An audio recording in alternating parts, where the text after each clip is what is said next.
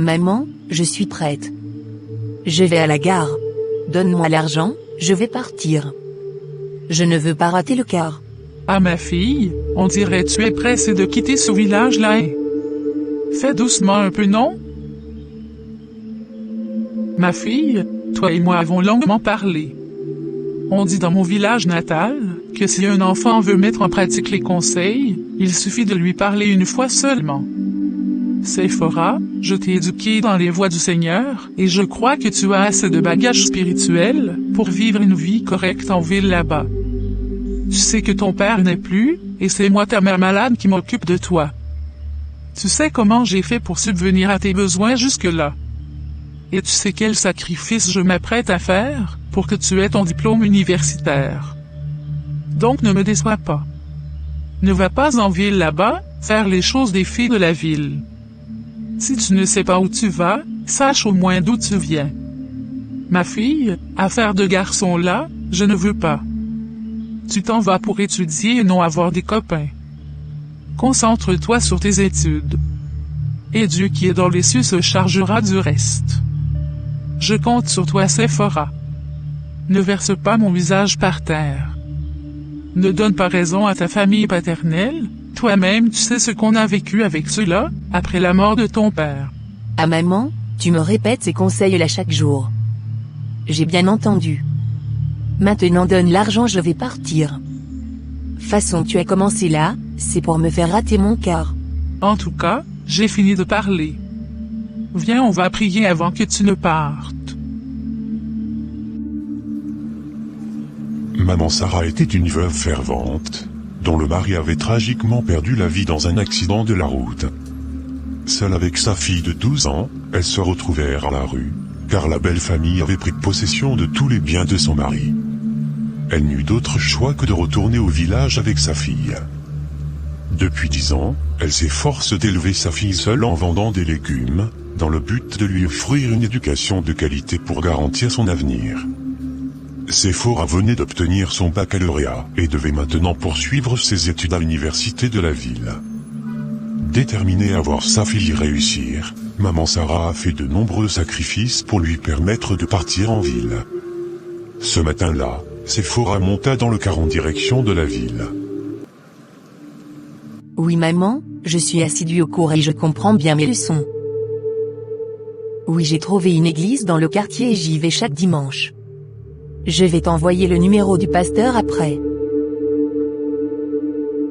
Non, je n'ai pas de mauvaise fréquentation et je ne fais pas affaire de garçon maman. Mais maman, tu n'es pas fatiguée de me poser les mêmes questions chaque jour? Je te rappelle après, moi je dois aller au cours. À plus. Hein? Ah, elle m'a raccroché au nez. Les enfants d'aujourd'hui. Une petite fille à maman qui ne veut pas grandir. De quoi je me mêle moi? C'est ce qu'on vous apprend en ville ici? À écouter les conversations des gens? Désolé, j'ai pas fait exprès.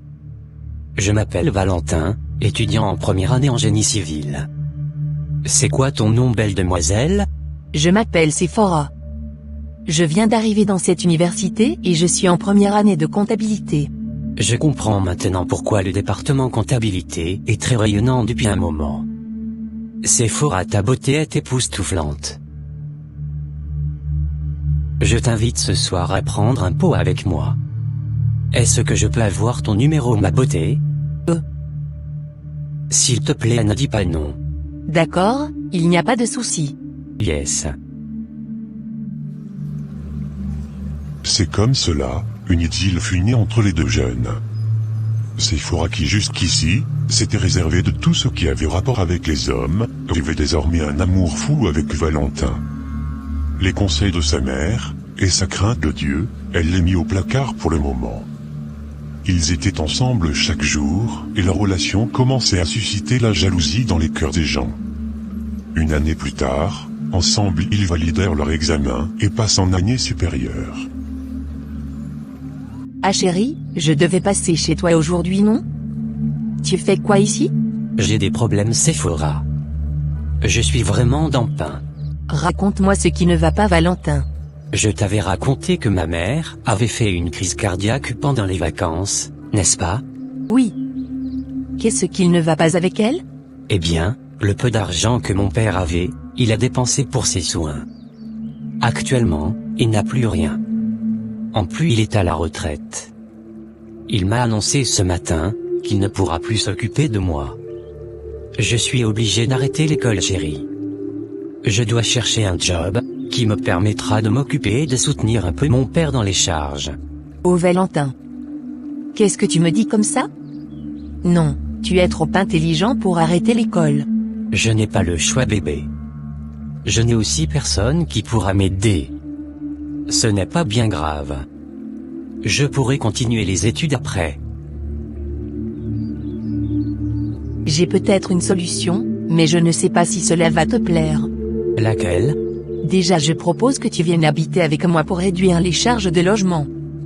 Ensuite, moi je vais arrêter les études, ainsi quand ma mère va m'envoyer l'argent, toi tu vas l'utiliser pour continuer.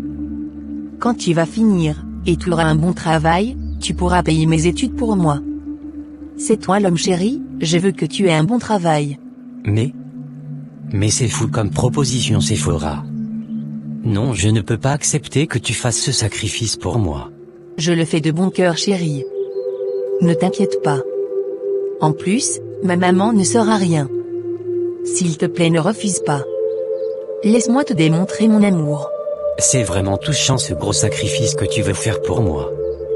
Sephora, je te promets de ne jamais t'abandonner.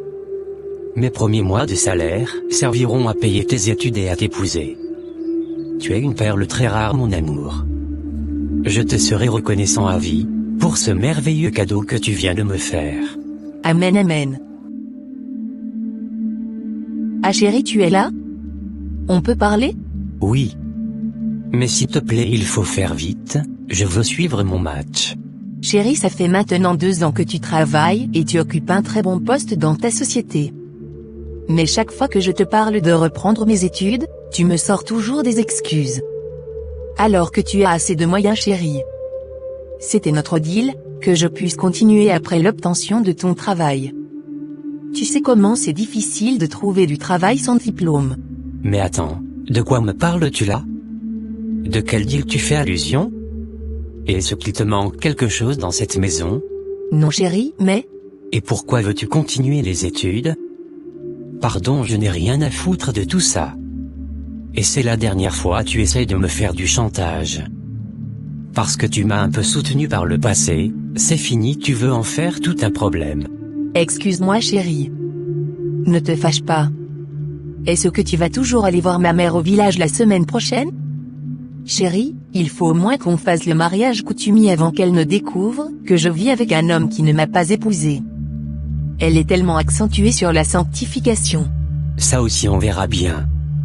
J'ai un autre programme avec mes amis, donc si c'est confirmé à leur niveau, je vais devoir reporter la rencontre avec ta mère. Mais c'est la 3e fois que tu reportes cette rencontre. Tu ne veux non plus me présenter à ta famille. Valentin, qu'est-ce qui ne va pas avec toi? C'est à moi tu poses la question? Je te la retourne. Pourquoi me mets-tu tant de pression pour le mariage? Si tu es trop pressé, il y a beaucoup d'hommes dehors. Je ne te retiens pas ici. Moi je ne suis pas encore prêt pour t'épouser. J'ai d'autres projets plus importants. Mais Valentin? Pardon, je veux suivre mon match tranquillement. Va à la cuisine me faire à manger.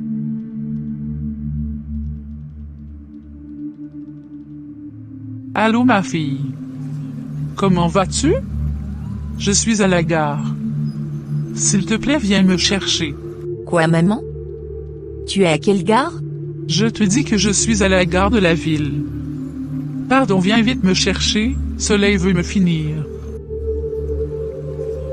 Maman Sarah, qui n'avait pas vu sa fille depuis près de 7 ans, décida de faire une surprise à cette dernière en se rendant elle-même en ville. Sa fille lui avait dit qu'elle louait un petit studio où elle vivait seule. Alors elle s'était dit que Sephora pourrait l'héberger pendant les 2 semaines qu'elle comptait faire. Mais grande fut sa surprise de découvrir que sa fille vivait avec un homme qu'elle ne connaissait pas. Maman, calme-toi s'il te plaît, reviens à l'intérieur, on va discuter. Non Sephora, je retourne tout de suite au village. Comment as-tu osé te rabaisser à ce point? Vivre avec un homme qui ne t'a pas épousé? Qui ne s'est même pas présenté à ta famille? Est-ce l'éducation que je t'ai donnée? Maman, calme-toi. Tu sais que ce n'est pas bon pour ta santé. Retournons à l'intérieur s'il te plaît. Je dis non et non. Je ne resterai pas une seconde dans cette maison. Comment veux-tu que cet homme me respecte, moi ta mère? Si ma fille même se joue aux filles légères. Tu m'as trop déçu. J'attends toujours que tu m'envoies la preuve que tu as bien eu ton diplôme. Sur ce, bonne journée à toi. Telles furent les dernières paroles de maman Sarah avant de laisser sa fille. C'est avec déception et douleur qu'elle retourna au village ce jour-là. Elle qui venait passer un bon moment avec sa fille, découvre enfin tous les mensonges de cette dernière. Ce qu'elle ignorait, c'est que sa fille n'a jamais fini ses études. Et ça, Seyfo raconte bien le cacher à sa mère au risque de la perdre définitivement. Valentin, maman était là aujourd'hui. Elle a découvert que je vis avec un homme depuis tout ce temps et elle l'a pris très mal. S'il te plaît, fais l'effort d'y aller, même si c'est pour se présenter. Fais-le pour notre amour chéri. Je ne veux pas. Ça suffit. Je n'irai nulle part. Et arrête de pleurnicher, car cela ne me fera pas changer d'avis. Moi j'ai d'autres projets de construction avec mon père. Épouser une femme est le dernier de mes soucis. Je t'ai déjà dit que si tu veux le mariage, il y a beaucoup d'hommes dehors. Ne me mets pas de pression. Et puis c'est à toi d'expliquer à ta mère que je ne suis pas prêt pour le moment. Et pour mes études? S'il te plaît, donne-moi un peu d'argent pour au moins finir ma licence. Merde. Que tu es vraiment chiante. Qu'est-ce que je viens de te dire? Bref, laisse-moi te faire un résumé une bonne fois pour toutes. Mes projets viennent avant toi, Sephora. Mets-le bien en tête pour une fois de bon. Valentin? Qu'est-ce que tu me racontes là? Donc tu as déjà oublié ce que j'ai fait pour toi?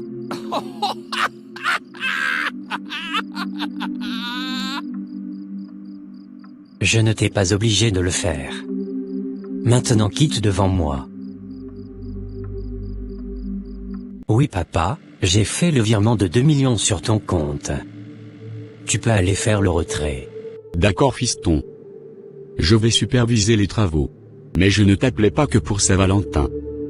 Mon fils, tu as fini tes études, tu as un très bon travail, tu ne trouves pas qu'il est temps de te marier? Tu ne m'as pas encore présenté une femme. Qu'est-ce que tu attends?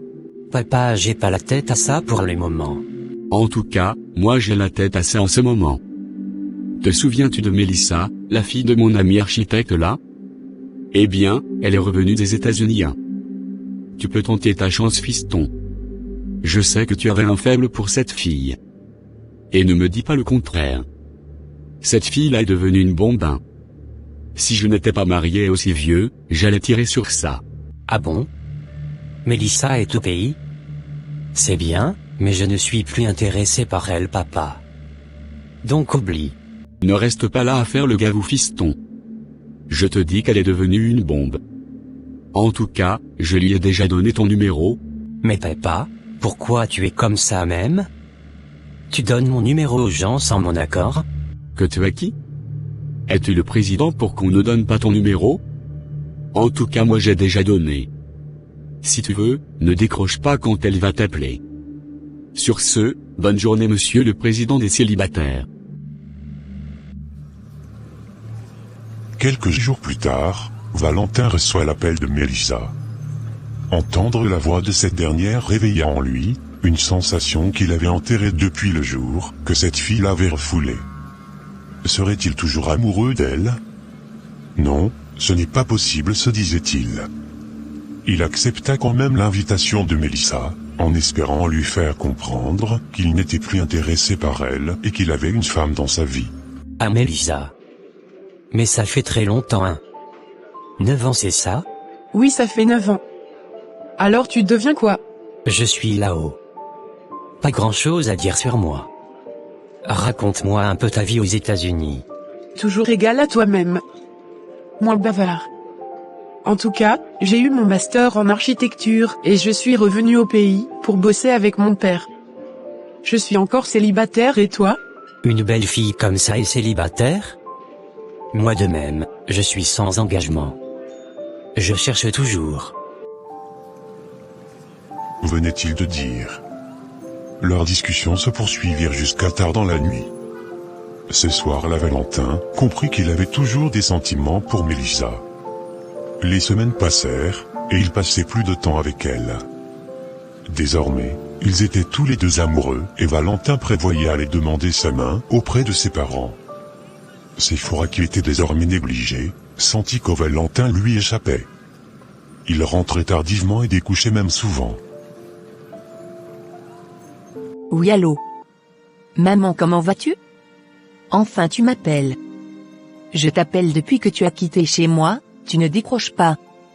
S'il te plaît, maman? Bonjour Séphora, c'est maman Mazalou. Ah, maman Mazalou? Mais où est ma mère? Pourquoi avez-vous son téléphone? Ma fille, ta mère est gravement malade. Nous l'avons amenée à l'hôpital, je voulais te prévenir. Ils ont besoin de 300 000 pour commencer les soins.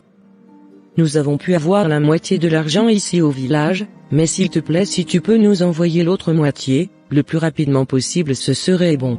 D'accord, maman Mazalou, je vous enverrai le reste. Mais comment elle va? Sans te mentir, ça ne va pas depuis son retour de la ville. Mais le plus urgent, c'est de trouver l'argent. D'accord, maman. À tout à l'heure. Tout inquiète, elle s'était dépêchée d'appeler Valentin, mais son appel sonna dans le vide. Elle décida alors de se rendre à son lieu de travail en urgence. Oh, tu fais quoi ici? Valentin, ma mère est gravement malade. Et puis quoi? J'ai besoin de 150 000 pour envoyer au village pour ses soins. S'il te plaît, aide-moi. Si j'avais une source de revenus, je ne t'aurais pas importuné, chérie. Mais là, c'est urgent. Je n'en ai pas. S'il te plaît, je dois recevoir une visite tout de suite, tu peux libérer mon bureau? Valentin? 150 000? Tu n'as pas? Je dis je n'en ai pas. Où est ton problème? Pardon, sors de mon bureau, ou je t'appelle la sécurité.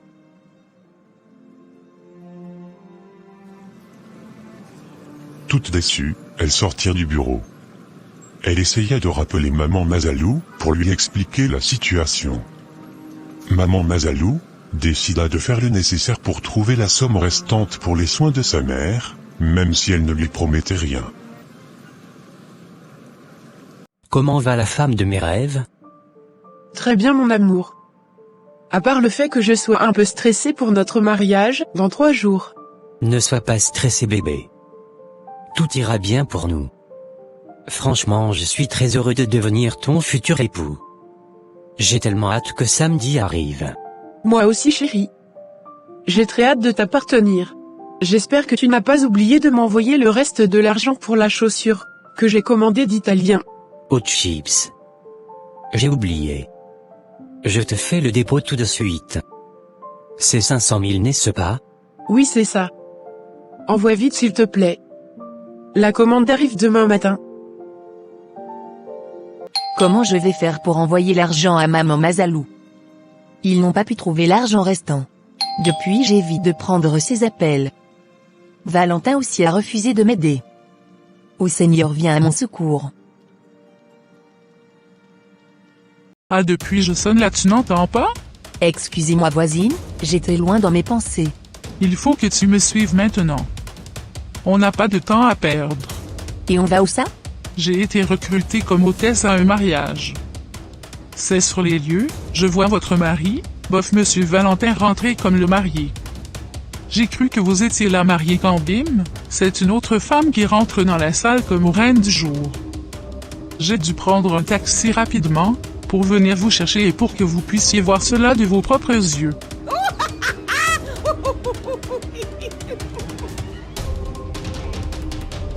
Mais c'est quoi ce rire-là?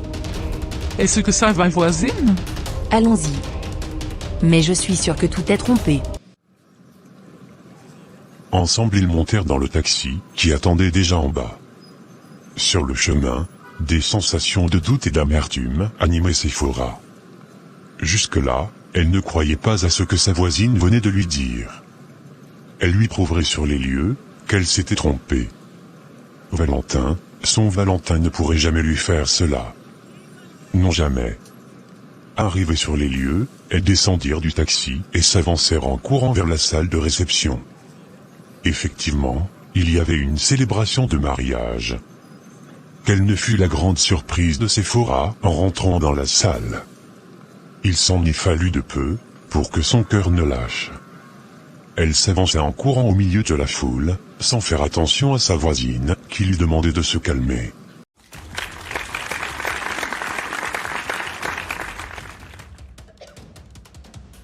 Valentin. Valentin, comment as-tu osé? Après près de 7 ans de sacrifice, tu me jettes comme une moins que rien, pour aller épouser une autre? Comment as-tu osé me poignarder comme ça? Non et non, je n'accepterai pas cette humiliation de trop. C'est qui cette folle qui vient gâcher mon mariage? Chérie, tu la connais? Laisse-moi régler ça, bébé. Toi reste ici. Va me jeter cette chose dehors. Valentin traîna Séphora dehors devant les regards interrogatoires des parents, amis qui étaient présents. Qu'est-ce que tu viens faire ici, Séphora? Tu as osé me faire ça, Valentin? Après tant de sacrifices que j'ai fait pour toi? Quelle ingratitude! Tu es méchant, Valentin. Très méchant. Rappelle-toi de ta promesse que tu m'as faite. Ça suffit, Séphora. J'ai tellement entendu ces paroles que ça ne me dit plus rien. Je ne t'ai jamais obligé à faire tout ce que tu as fait pour moi. Tu l'as fait parce que tu le voulais. Alors, je suis libre d'être reconnaissant ou pas. Tu me saoules avec tes serments, fille stupide. Moi, Valentin, t'épouser. Tu m'as bien regardé. Qu'est-ce que je ferais avec une femme naïve comme toi? Maintenant sors d'ici et je ne veux plus jamais te revoir. Non, Valentin, ne me fais pas ça. Dis-moi que c'est une farce. Dis-moi que ce que je viens de voir n'est qu'une illusion.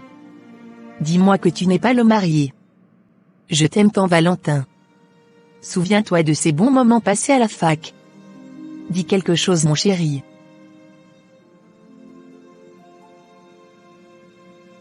Non, Séphora, c'est bel et bien fini entre toi et moi.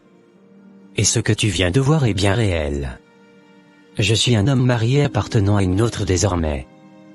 Fiche-moi à la paix, s'il te plaît. Tu es trop chiante. Telles furent les dernières paroles de Valentin, avant de retourner aux côtés de sa dulcinée. Séphora, douleur au cœur et au ventre, se laissa écrouler à terre, les larmes aux yeux. Sa voisine, qui avait tout vu, vint la calmer et l'aida à se redresser avant de la faire asseoir sur une chaise à côté. Au même moment, son téléphone sonna. Oui, allô. Maman Mazalou. Excusez-moi, j'ai raté vos appels. Mais, vous êtes en train de pleurer? Qu'est-ce qui se passe? On a perdu ta mère, ma fille. Ta mère a osé nous faire ça. Elle est partie pour de bon.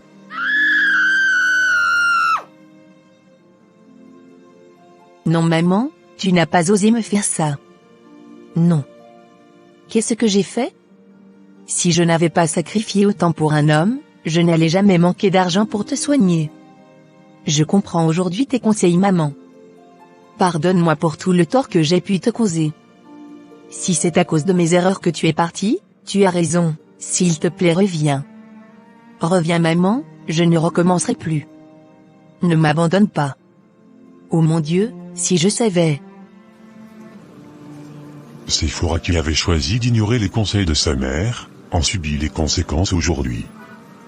Peut-être avait-elle ses raisons, et nous ne sommes pas ici pour juger qui que ce soit. Cependant, il est important, chers amis, de rester prudents chaque fois que nous prenons des décisions. Ce n'est pas tous les jours que le karma intervient. Que le Tout-Puissant nous accorde le discernement dans chacune de nos résolutions. Merci de partager dans les commentaires les leçons que vous avez retenues de cette animation. N'oubliez surtout pas de vous abonner et de liker notre vidéo pour soutenir notre chaîne. Que Dieu vous bénisse, mes chers amis.